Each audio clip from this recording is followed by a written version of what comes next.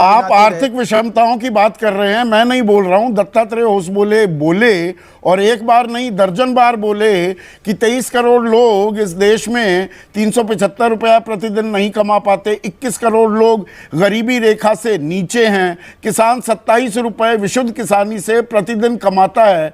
तो ये आर्थिक विषमताएं, हम 5वीं सबसे बड़ी अर्थव्यवस्था भले ही हों लेकिन 142वें नंबर पर हैं प्रति व्यक्ति आय में, तो आर्थिक विषमताएं तो एक हकीकत है। इस झूठ को या इस दुष्प्रचार को भी, अच्छा ये दुष्प्रचार है, दत्तात्रेय होस बोले दुष्प्रचार कर रहे हैं जो आप कह रहे हैं।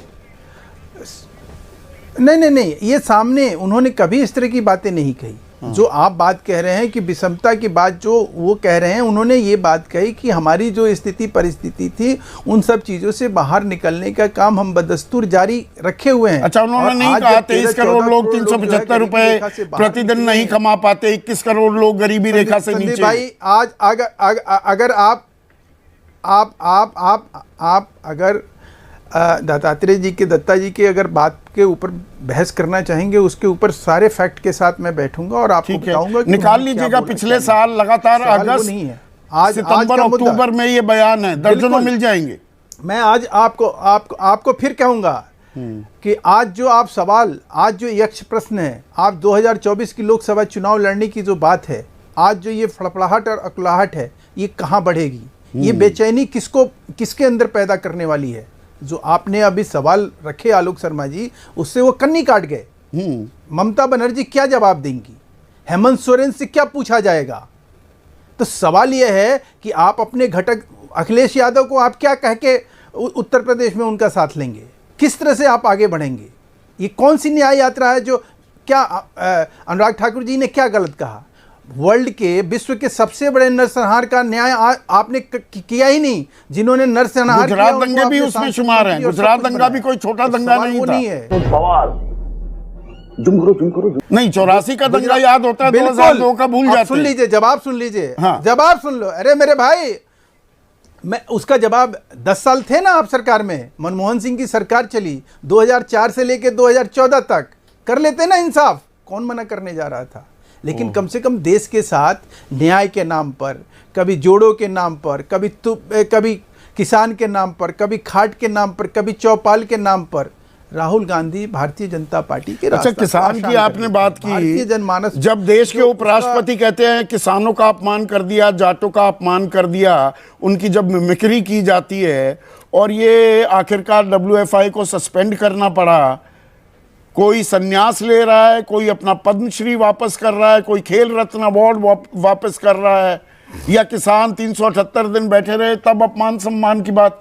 मतलब सब आपके चश्मे से जो सही दिखता है वही सही है, क्या ये माना जाए? महेश वर्मा, क्या बात कर रहे हो आप?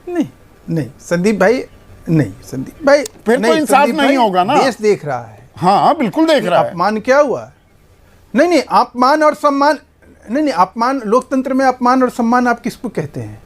कि अगर कहीं हम अपमान कर रहे होते, कहीं लोगों को, कहीं हम उनको आतंकित कर रहे होते, कहीं हम लोगों के बीच में एक ऐसा वातावरण, हम देश को कहीं बदनाम कर रहे होते, सुप्रीम कोर्ट के ऊपर सवालिया निशान खड़ा कर रहे होते, हम अपने संसद के ऊपर विश्वास नहीं कर रहे होते। आज आपने ही कहा ना कि भाई 6000 के, भारतीय जनता पार्टी के 6000 के पैकेज पे विश्वास किया लोगों ने, लेकिन राहुल गांधी के 72,000 जो दिखेगा वो तो हम बोलेंगे।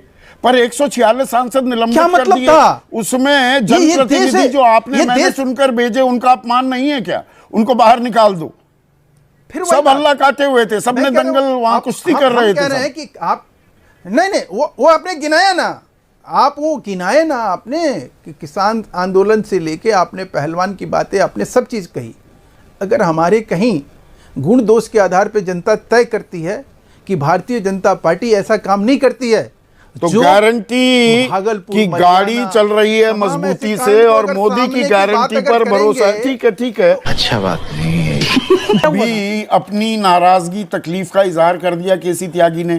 कॉस करेक्शन करती है कांग्रेस, सबको साथ बुलाती है। ये पिछली बार की रही थी यात्रा, 8 पार्टियां गई, 28 है ना इनके पास, कितनी है पता नहीं, 23 है, 28 है। हाँ, तो 8 गई थी इनके, उसमें मैंने लिस्ट बना ली है। तब इंडिया गठबंधन बना नहीं था। अरे ना बने, कोऑर्डिनेशन है आपका, किससे बातचीत है? आपके 40 कौन से हैं, उनका नाम पता है आपको? हमारी बहस कर लो या पहले उनकी कर लो, एक के कर लो पहले। तो मैं तो दोनों से सवाल पूछूंगा। शाबाश बेटा, भारत जोड़ो यात्रा को भी मैं राजनीतिक कार्यक्रम मानता था, यह भी राजनीतिक कार्यक्रम और सारी यात्राएं उसका कहीं असर भी दिखे, कहीं नहीं भी कहीं नहीं दिखे। जो अभी ये त्यागी दिन जितनी यात्राएं गिनाई वो छोड़ दीजिए, मोहम्मद साहब की मक्का वाली या जो वो सब राजनीतिक यात्राएं थी। हाँ। शंकराचार्य की यात्रा आप छोड़ दीजिए, वो अलग तरह की यात्रा थी।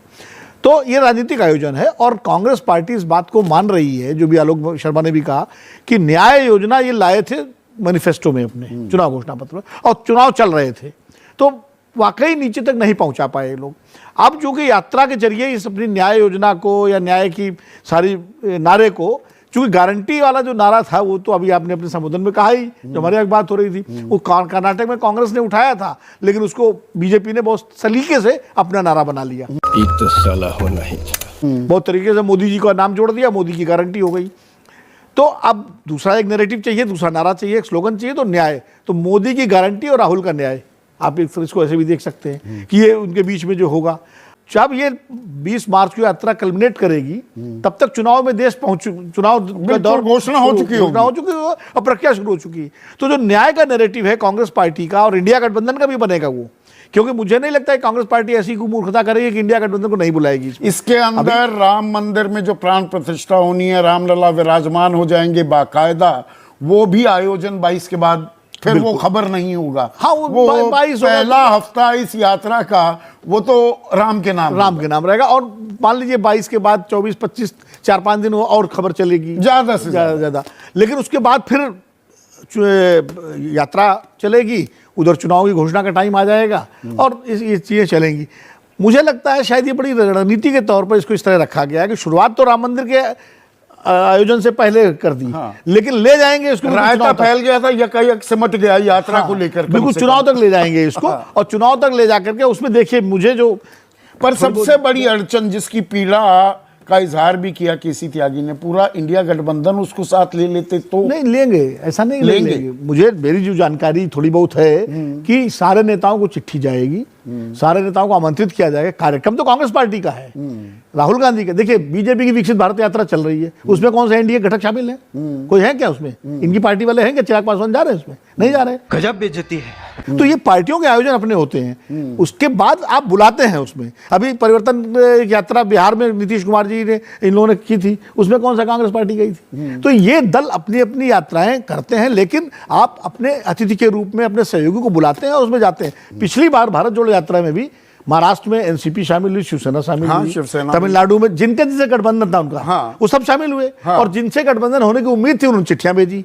भाई राष्ट्रीय लोकदल के तो कार्यकर्ता पश्चिमी उत्तर प्रदेश में पूरी यात्रा को उन्होंने आगे बढ़ाया और बाकायदा एलानिया कह रहे थे कि हमें जयंत चौधरी जी ने कहा है कि यात्रा को सफल करो। तो ऐसा एकदम से जो है निराशावादी वातावरण बनाना कि इंडिया गठबंधन छूट गया पीछे और एक्स फैक्टर हो सकता है विपक्ष के लिए, ये यात्रा एक्स फैक्टर हो सकता है। मुझे लगता है कि अगर इस यात्रा को कांग्रेस पार्टी ने ढंग से चलाया और सहयोगी दलों को शामिल किया, जैसे बिहार में मान लीजिए नीतीश जी, लालू जी शामिल होते हैं, ममता होती हैं, बंगाल में ममता ही शामिल होती है, इस तरह अगर अलग अलग राज्य में उनके कार्यकर्ता, तो निश्चित रूप से इस यात्रा का फायदा इंडिया गठबंधन को मिल सकता है। और देखिए एक फर्क है, भारत जोड़ो यात्रा 30 जनवरी को समाप्त हो गई, चुनाव आपके होते हैं नवंबर में उन राज्यों में, तो असर खत्म हो जाता है।